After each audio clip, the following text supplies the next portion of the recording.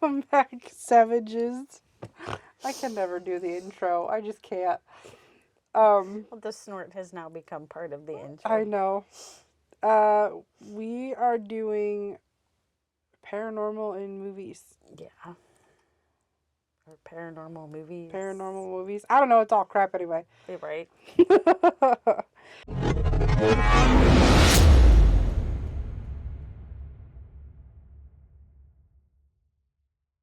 Well, I shouldn't say that. There are some movies that are based on. Based on fact. I was going to say, are they facts though? Or. Well, that's how they get away with it. They're based on factual events. But they embellish. Oh, a God. lot. Yeah. I know this is going to hurt some people's feelings.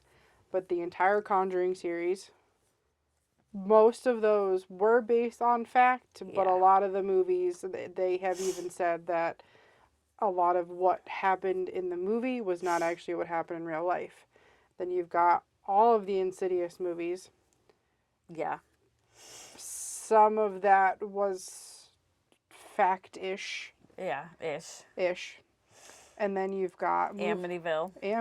Jesus Christ. Not even close to The first Amityville movie, the old version, was good. It was good, but it wasn't really what happened. No. And then all of the other Amityville movies made after that were crap. Yeah. It was stupid. Yeah. Beyond belief. Let's see. The Shining. That was a good movie. It was a good movie, but none of that happened. Well, so the actor that played, what the hell is her name? Shelley? Mm-hmm. Maybe? Mm-hmm. I don't know. The mom? Yeah, the mom. Olive oil. A lot of her acting was real because they tormented her on set. Yeah. Yes. And the hotel is a real place. Mm-hmm. But everything else is just crap. Yeah. Yeah. The story, actually, Stephen King I believe he was staying at the hotel, and the story came from a dream that he had had. Yes. But everybody always makes it out that this stuff really happened at the hotel and that the hotel is haunted. Okay, the hotel might be haunted, but none of this stuff really happened. And a lot of the reason behind these movies, a lot of places don't want to say that they're haunted or put it out there, because then you're going to have people that, oh, well, let's make a movie about your business, and then it's just gore and nudity and swear words, and you get the slasher. Yeah. Or it goes to the opposite end, and you have the other side where you're outcast. Right. Yeah. There's a lot of movies that are being made now. Ed and Lorraine. There we go. My God, I don't know. The Warrens. The Warrens. I don't know why their names, like everything, it was there and then it was just gone. But since they've passed and their grandson has taken over a lot, a lot of movies are now coming out based on what they had been through, a lot of their case files, and a lot of people are skeptical about it. Well, that's hard because I am big Ed and Lorraine fans. Oh, I love them. I follow their grandson. I follow the Warren Legacy Foundation, the whole 9 yards. Yeah. But people like to tear everything down, and they have now started saying that they are nothing but frauds. They're scammers. They're this, that, and the other. Part of that because he was a self-proclaimed demonologist, so to speak. Right, and a lot of the, back in that time, back in the early 60s, 70s, even in the 80s, that was not something that people talked about. Right. It was very taboo. It didn't happen. You're crazy, kind of thing. But now the world is more open to it, and a lot of stories are being revisited by their grandson. Right. Of, well, this did actually happen. Right. kind of thing. And even nowadays, yes, there are courses that you can take to be a demonologist. Right. There are some schools that you can actually go to be a demonologist. Right. A lot of it still is self-taught. Oh, yeah, because you're not just going to open up school and Right. teach And children about things like right. that. Yeah. But I think that's part of why these people started saying all these things about them. But then even like with the Conjuring movies, Mm-hmm. okay? Andrea Perron, she's very open about what happened in her house growing up. A lot of the things that are in the movie did happen. Her sister spoke in tongues.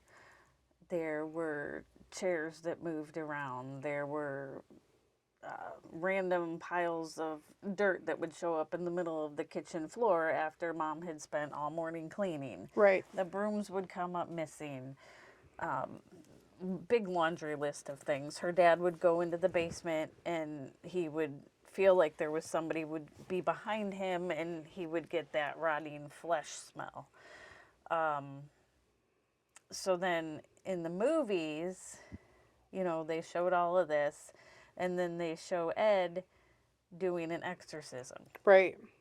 They never actually performed exorcisms, from my understanding.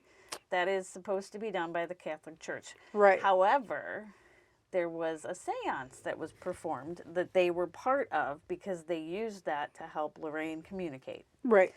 So I think, this is my opinion, that was one of the reasons they got attacked, because people were seeing them perform exorcisms in the movie, and that caused a whole big they're fake thing. Right, because you don't make money on movies by telling the truth. Right. And they did, I was reading all kinds of stuff about the Conjuring house because I freaking love it. Well, there's people that live in it now that are like, don't trespass, don't do this, don't do that. Like they're not open about it because things have actually been stolen from their house. Yeah, I can see why, because again, back to a previous podcast, people are stupid, people are mean, and people are crazy. Right. I totally just lost what I was going to say. Oh, there was a female spirit there that they actually traced back. Behesbeth or something like that was her name. And I guess I hate throwing this out there, but she was a Satan worshiper. And she had killed, or supposedly had killed, one of the neighbor's children. And I guess she was like Looney Tunes. But she had actually died there. So that is one of the major spirits that they said was causing all this havoc there. Right. Yeah, isn't that where they got the idea for the witch that was like the witch's tree and whatnot? I think so, because she supposedly was hung or something in the house or in the attic or something like that. But, I mean, I understand why Hollywood does what they do, because it wouldn't be a good movie if you had a chair move across the floor and then a kid spoke in tongues and that was it. Right. No, you need all the glitz and the glam and the makeup and everything else, and you're like, oh, okay, cool. And then you get my favorite is all the point of view paranormal movies they have. Yeah. Those are stupid. Yeah. And those drive me absolutely nuts, because a lot of the equipment and stuff they use, I'm like, that's not even how you use that. Mm-hmm. And a lot of like the way they shoot, like with the video cameras and stuff, and I'm like, first of all, you don't even have it set up right. Like I just start nitpicking because I know how I set up all of our equipment, and like I look at all the movies and I'm like, that's not right. Mm-mm. None of that is how that works. Mm-mm. No. But again, the average person watching the movie isn't gonna know that. Yeah. Right. No, they just think, oh, that's cool. Right. And how, instantly you go in, you start asking questions, and you get right off the rip, oh, the Oh, screaming yeah. and people throwing things. And it's like, we have sat for hours and hours and hours Yeah. to get maybe two things. Yeah. And people are like, oh, well, then it's not really haunted. Well, that's not the point. They don't perform on command. Right. This is not a circus. Yeah. Like, they're not trained monkeys. No. You go in, you do your investigation. Sometimes you get things, sometimes you don't. But you don't know until you actually, like, review everything. Right. And then you get the movies that are like, oh, 5 minutes later, this is everything we found. I can tell you right now that's not how that works, because we sift through hours and hours and hours of footage and EVPs and all that stuff. And a lot of it is just us Yeah. talking. Yeah. Killing time. Yeah. But that's when we get some of the best stuff sometimes. Right. Though, because when we're not paying attention, that's when They talk. they'll Yeah. throw something random out. Or we'll be having a conversation and you'll hear them laugh. Yeah. Like those are the ones that you know. And then you get these found footage, Yeah. point of view, paranormal What was that movie? movies. Paranormal. Well, let's see, there's Grave Encounters. There's No, there was the one with the found footage from, and one of them was looking in the bedroom when somebody got pulled off the bed. It was paranormal something. those ones just, they irk me Yeah. because Or like Blair Witch. I don't like that movie. Nope. Mm-mm. I, to this day, still... Paranormal Activity. Oh, God. Those were supposed to be real. Yeah, where they set up cameras all through the house, and then all of a sudden you get hoof prints through the baby powder and the doors that are slamming, and then all of a sudden everybody's just murdered. And you see a kid run through the living room in the one, and somebody gets pulled out of their bed, and yeah. Now, I'm not saying that can't happen right. with, like, people being pulled out of their beds and whatnot, but you're not going to have people who are flying through the air, hitting the ceiling, and then hitting the floor, and then bouncing off the wall. Yeah. You're not going to have that. And those cameras that are set up throughout your house, like, I know with our cameras, it detects it, it records it, and then you can watch it. Yeah. You can watch the live feed too, but you're not going to get that kind of clarity. No. Nothing is ever as clear as they make it look on TV. Right. No. You're not going to get that clarity. You don't get, rarely do you ever get an apparition caught on film where you can actually see all the features in their face. You can see their face and Yeah. their hair color and their complete outfit. Yeah. Yeah. No. I would say that would be something you would catch maybe a handful of times in a lifetime. Right. Not one clip after the other. Yeah. Right. No. And then you get all those people who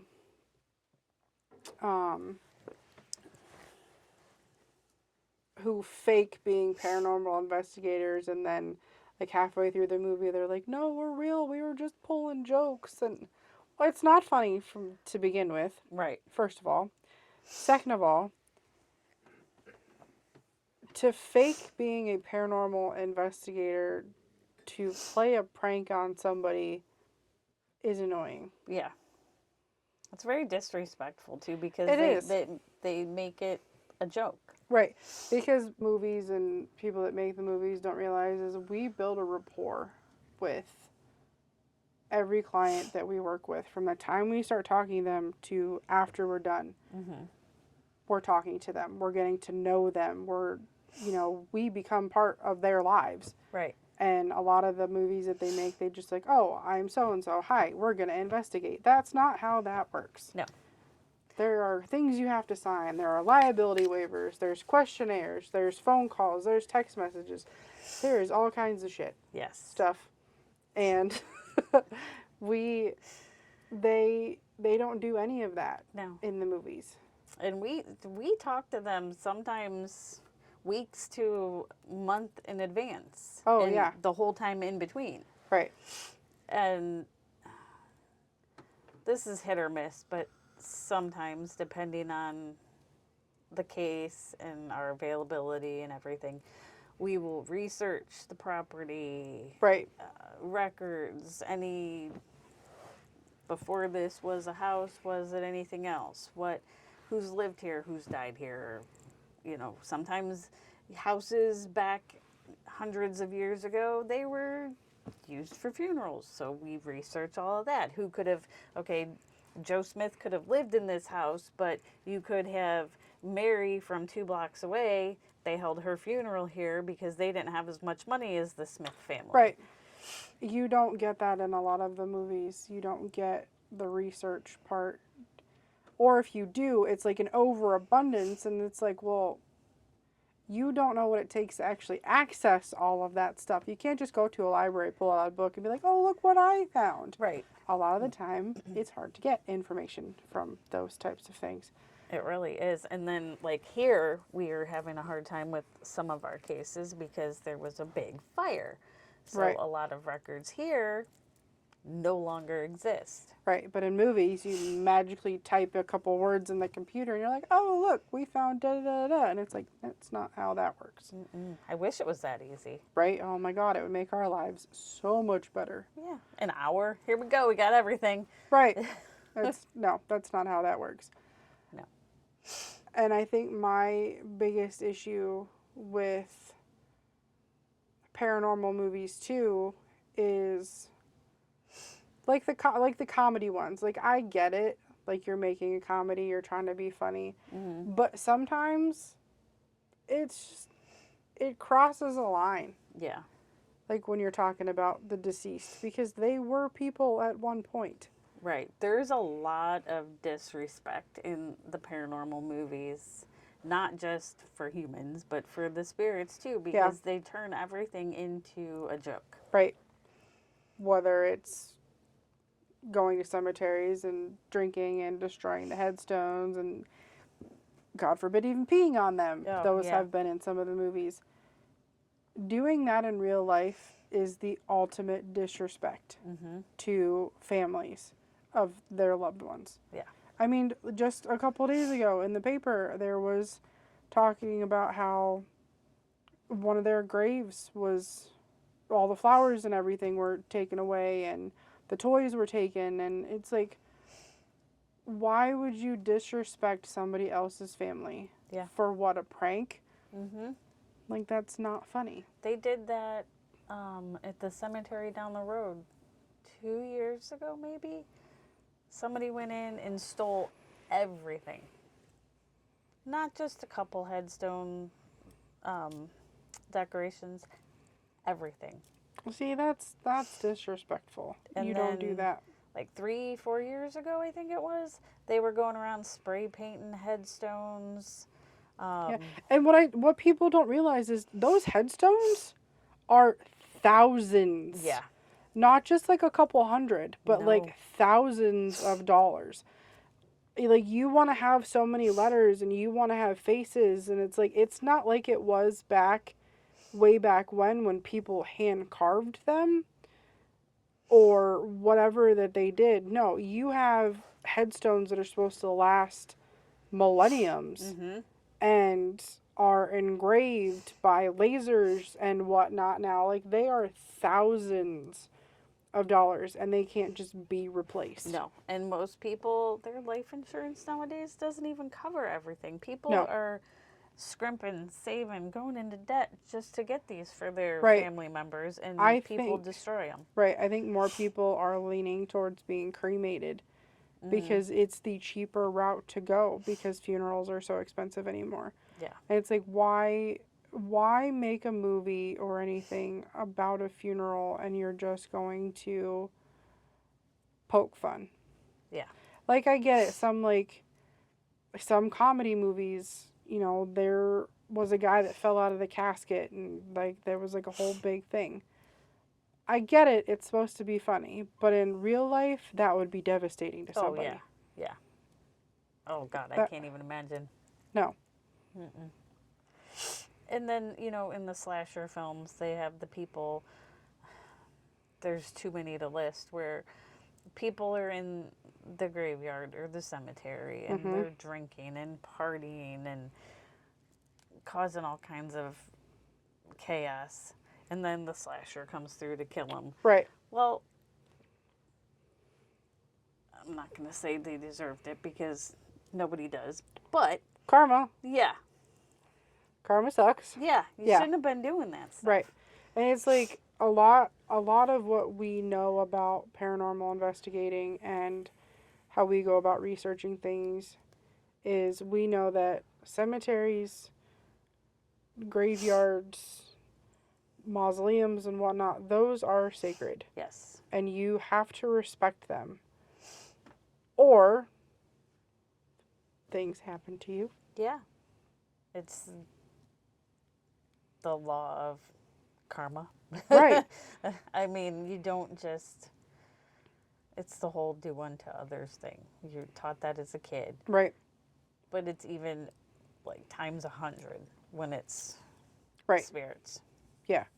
You can't just go do something like that and expect nothing bad to happen. Yeah. But I mean, and then you do get some good aspects from these movies, which you get the family aspect and things, but you still have the facts that are just made up. Yeah. To be made up. Yeah. And I get it. It's to make money. Right. If you just made a movie of us doing an investigation, probably wouldn't sell very many tickets because it's a whole lot of nothing. Right. So I get that. But don't put, this is a real movie, blah, blah, blah, blah, Right. blah. No. It's loosely based on something like that the happened. Blair Witch Project. Yes, that whole folklore legend, that is a thing. Mm-hmm. It was in that area. But to come off as, oh yes, these people disappeared, this is what was found, it was crap. Yeah. But it was scary. Yeah. I still don't like that movie. Oh, it was creepy. I still watch it between my fingers. I can't watch that movie without covering my eyes. I think I've watched it maybe once, and I barely remember it. I can just see the one person's face that was in the trailer. Yeah. Because that is ingrained in my brain, but that's... Yeah. And I can see the little thing that was hanging everywhere. But that's it. Yeah, no.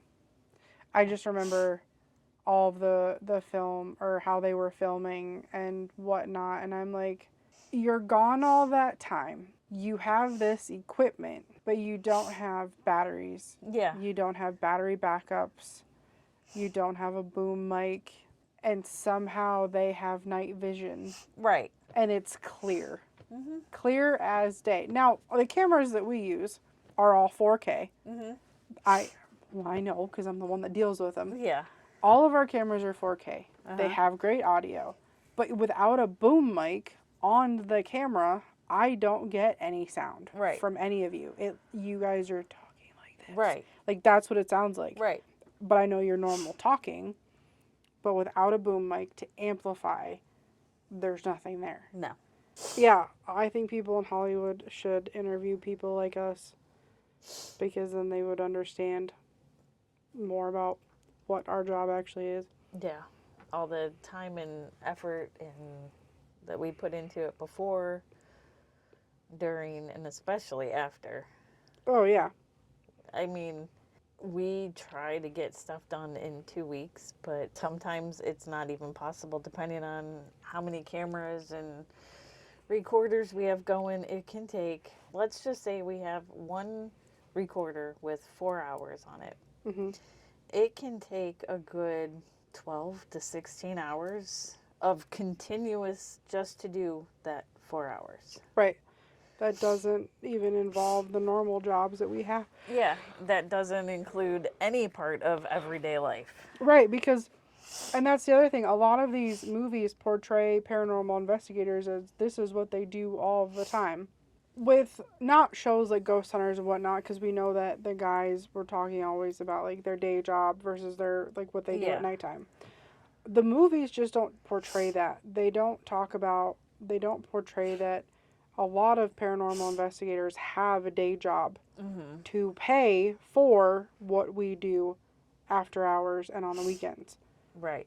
Because this job, it doesn't, well, from we know from experience, does not make us money yet. No, and we call it a job. It's a glorified hobby, basically, because you don't make money.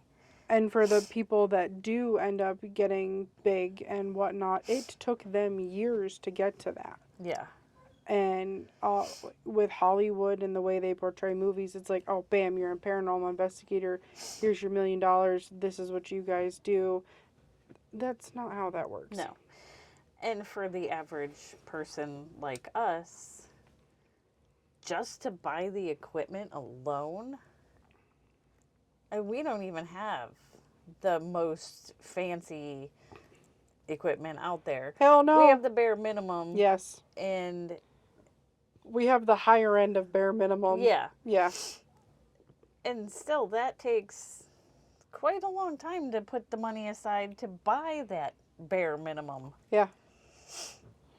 Yeah. That doesn't count the gas, the travel, the hotel, the food, any other part. And then now to get into any of the fancy places, because TV and movies has made everything so incredibly expensive that the average person can't even rent one of the right. And in the historical movies you get, oh, well, we're gonna call these people and they're gonna, and it's like, oh, we got a phone call, we're going here, they need us now, and then they go, and then they're just there. And I'm like, it's not how that works.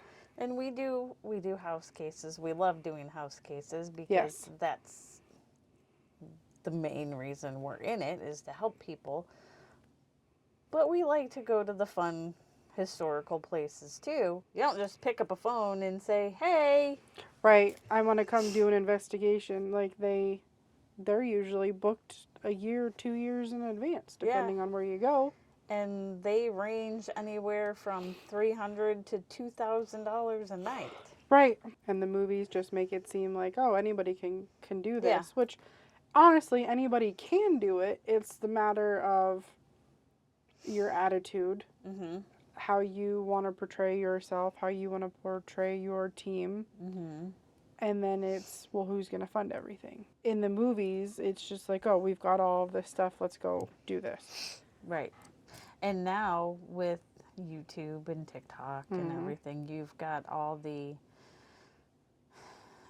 amateur ghost hunters that go out there and they break into places, or they go to abandoned houses or cemeteries, and not only are they breaking the law, right, they're not only breaking the law, but they're making the rest of us look like idiots because we're taking the time to get the permits for these places, or at least get permission for these places. Like, what people don't know is that you can't just investigate a graveyard or a cemetery. You have to get permission from the people who maintain that site, plus the city that you're in, and you have to actually get a permit, a physical piece of paper, so if you are stopped by the police, you can be like, nope, I have permission, and you are given a certain time frame in that piece of paper telling you that this is what you can do. And half the time, we're not even allowed to bring half of your equipment because they don't want anything destroyed. Right. And the cops will check it out. Right. But in the movies, it's just like, oh, we're going to hang out in a cemetery and we're going to do this all night. And it's like, well, okay, well, that's not how that works. We're the police. Yeah. Because I mean, half the time when we do our investigations and people see flashlights all over the house, the cops show up and they're like, "Oh, what are you guys doing?" Yeah, we were doing a house case, and Couple of them. yeah, and the one had a huge backyard, so we were all the way out in the backyard, and somebody called the cops because they saw flashlights, because of course this isn't something that you're going to go knock on your neighbor's doors and say, "Oh, by the way, I have paranormal investigators coming to check out my house, so Right. don't call the cops if you see anything." Right. So the cops showed up, and we had to explain things, and luckily we had not the Permission. homeowner, but we had relatives of the homeowner there to say, yes, they are allowed to be here. Right. The way they portray it in TV and movies just gives everything a bad name. Right. Yeah, it does. And it kind of, there are some that just make me angry because I'm like, that's not what would happen in real life. Mm-mm. And then that alone makes more people want to go out and do these things without going through the proper channels, which is kind of a never-ending circle. Right. Yep. You get the kids who are like, "Oh, this is going to be a fun. We're going to go do this weekend." And then all of a sudden there's like this big post of, "Well, we can't do this because of XYZ." That ruins it for the rest of us because it's like, okay, well, we don't get a lot of options to investigate things when we want to do those things on the side because other people ruin it. Yep. And then not only that, you've also got the other side of that where you've got random people who don't know what they're doing. They only know what they've learned from TV and movies. Right. Then they go out there and they do these things. And people like us are called to investigate because all of a sudden things start happening. Because people want to use Ouija boards and whatnot because they saw it in a movie that, oh, this is how you can talk to dead people. Again, that's not how that works. Right. If you don't know what you're doing, don't do it. Right. Or then you get the cases of a big popular movie that I watched on TV a while ago. I was just talking to Kai about this tonight. We watched, Caden and I watched a movie, and it was a documentary. And while they were doing this, one of the camera crew supposedly got possessed. Obviously, they didn't take the right precautions. Right. And then they didn't handle it very well afterwards. And now, I don't know if this person is still alive or not, but his life went to crap. Right. And that's why a lot of people don't understand too, is we don't just do things to do things. Like we're respectful. We let everybody know this is why we're here, this is what we're doing, and we don't just provoke things. Where in a lot of movies you just see people yelling like, "Oh, come out and do this and da da da," and it's like, don't do that. And you also need to know when you're in over your head. Right. We did one a little while ago. We were going to do the cleansing. Things went a little haywire, and we're like, we're going to not do this, and we're going to call in somebody for this. And then that's the part in the movies where people start getting thrown across the room and flung up on walls like Spider-Man. Yeah. And that's just not okay. No. I think Hollywood needs to reevaluate how they do paranormal movies and actually get real perspective from paranormal investigators. I completely agree. Because 90% of what they portray is not accurate. No. At all. No. Well, I think on that note, I think we pretty much beat Hollywood to death today. Yep. I think we're good. See you next time. Bye, savages.